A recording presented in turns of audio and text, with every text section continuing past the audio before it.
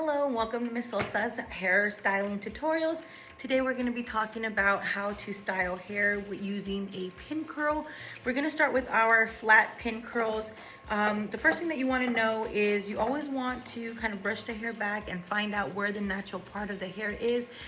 For your client, if they part to the side and you want your pin curls to kind of go over to the side that they part, and always just keeping into account which side your client is going to be parting her hair.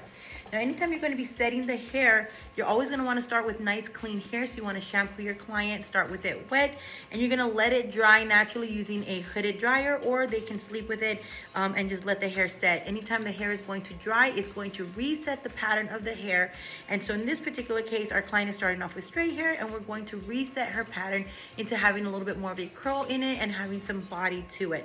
And we're going to just go ahead and say that our client is going to do a side part. And okay, so we're going to continue on by starting our pin curl. So we're going to go ahead and say that she likes to do a nice little side part. The first type of pin curl that we're going to do is going to be a flat pin curl. Now, this is going to give our client a lot of body and movement without giving her a whole lot of volume, okay? We'll learn a different way to style the pin curls in the next tutorial by using a different method. Still a pin curl, but just a little bit different. So we'll be doing those. Those will be our stand-up pin curls. So for our flat pin curls, you're going to use your comb and you're going to create like a little square, very similar to the square that we did our little box braids. You don't want to go too thick in your square because you do want to give the hair room to dry. You also want to use some kind of styling product, whether that be a setting lotion, a gel, depending on how long you want the hair style to last and what the occasion is for. Okay, if it's for a party or something that she's going to wear it for the night, you might want a little bit more hold. Or if you're working with somebody that has really fine hair, you might want to have a little bit more hold. So that's where maybe a styling gel might come in handy. So you can see about the size of my square. Okay, and I just use my comb to kind of measure about the width of it. So in order to do a flat pin curl, there's a couple of different ways that you can do this. So I'm going to show you. The first method is you're going to take your ends and you're going to just kind of loop them around and create a little circle. Okay, pin curls are, you're trying to create a curl. And we're going to be working with the stem of the pin curl. And we're going to kind of just circle that down until we get all the way to the base. When you get to the base, and the base is right at the root of the hair, and you're going to just kind of lay that right down on top of the base and you're going to use a little silver clippy, a little prong clippy. This is a 2-prong clippy. And I'm going to kind of go in between my pin curl, so you can see how it kind of goes on the kind of in between. And I'm going to just pin that down, and what's going to happen is I'm going to allow that to dry, and I'll do that under the dryer so that she can set. The thing about hair is the way that it dries is the way that it sets, the way that it's going to be. So again, I'm going to create a little circle. I'm going to take the tail end of my stem. My stem is the part that is curling around, and I'm going to just work that little circle down until I get to my base, and I'm going to just lay that right down.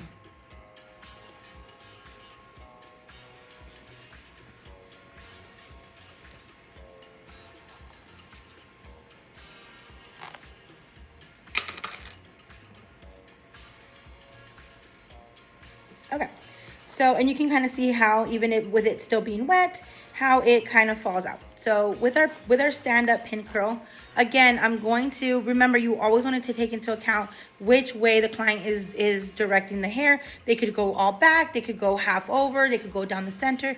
It really is up to your client. So you want to make sure you do a proper consultation with them to make sure that that you understand what it is that your client's actually looking for. Okay, so we're going to move on to the stand-up pin curl. Now the stand-up pin curl, I'm going to go straight up. If you want to build a little bit more volume on that base, you might want to push that away from you. The further away, you're going to dry that in that kind of C pattern already. So when you take your pin curl out, she's going to have a little extra lift on there. So again, I'm going to either create that little circle myself and just work that down. The only difference between a stand-up and a flat pin curl is that my stand-up pin curl, I'm going to pin it standing up at the base. So I'm not trying to lay it down. I actually want that pin curl to stand up, and you can kind of see that standing up. So, and again, you just work your pin curls throughout the hair. And the more random you are, the more natural it's going to look. So one way that you can do it, like I said, you could take your ends. If the hair starts to dry, you might want to mist it a little bit. Remember that the way that the hair dries is the way that it's going to set. So you want to make sure that it's drying the way that you want to set it. So if by the time that you get to a section, it's already dry, you might want to mist it, especially on the end, so that you get a nice smooth finish. Okay, and then the other way is, again, you take it around your finger, and you both your fingers, you're just going to kind of work them around each other until you get to the base. And you're just going to clip that base.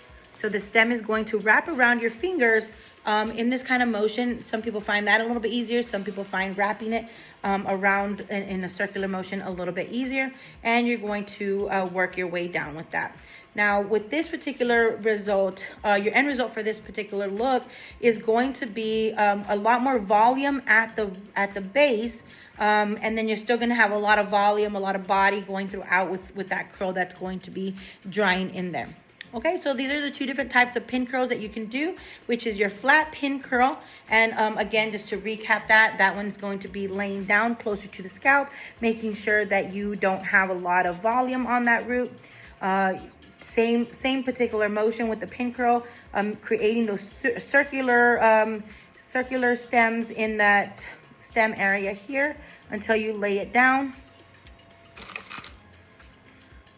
And once it dries, you can see the difference between the two. One will be a little bit flatter, and then one will be a little bit more with more volume. Okay, so I hope you enjoyed that tutorial.